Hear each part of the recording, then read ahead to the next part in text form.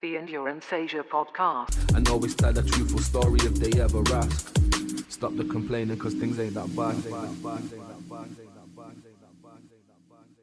Because I think it's important, because I think for anyone that, like, even if you are training for something like an Ironman or something, you need to be able to get your significant others, both male and female, to their support to be able to do these things, because the amount of training that goes into it it does take time out of and I talk about it in life as it's like a tripod, you know.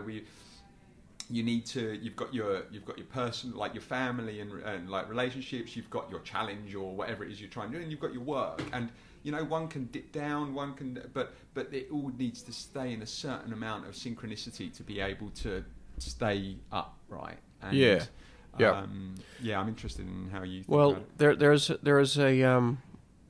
There's a couple of things I'd say about. First of all, my wife Stephanie. We've been married for 10 years, I think, and we have two young children. And I'm very lucky that she supports what I do.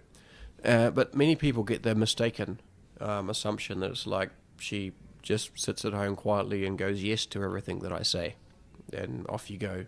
And it's like, wow, you're so lucky to have a wife like that. And she's definitely not like that.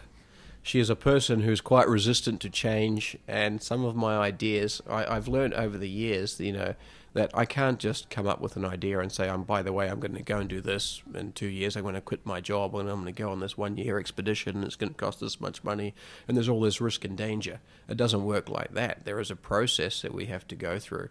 And, you know, I say in my talks this as well, she, better than anyone else, sees how much effort I put in to the preparation of my expeditions. She sees how much homework I do, how much training, how much preparation, etc., to manage the risks and ensure that the most successful outcome is always that you come home safely, not that you get to the other side. So she sees that, and there's an enormous amount of trust there for a start. She always says to me, you know, I let you go away and do these things because I trust you. I trust you'll make the right decisions at the right time to always come home. And Everest was a great example of that. When she saw what happened on Everest, I mean, lots of people get into trouble in those situations. When I turn back myself because they just keep going, because the summit's only 8 hours away now, I just keep going. So trust is very important. The second thing is, authenticity as well. I would feel sorry for Stephanie if I changed into this person after she got to know me. But I was very much into expeditioning before I ever met her. On our very first date, I had to cut it short to run home to watch an Everest documentary on television. How did you get a second date? I don't know. Not through my good looks, that's for sure. But she was aware of who I was before she met me, that this is what I love to do. This is one of my major passions in life. So that's two things, trust and the authenticity of who I am, and that I'm lucky that she allows me to be me. And the third one, which is very important, is a shared sense of purpose.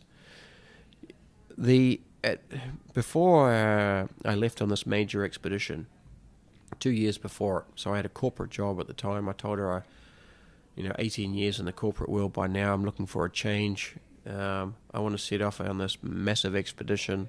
There's a lot of unknowns, but I was very sure, I was absolutely convinced that this expedition was going to change our life as a family for the better.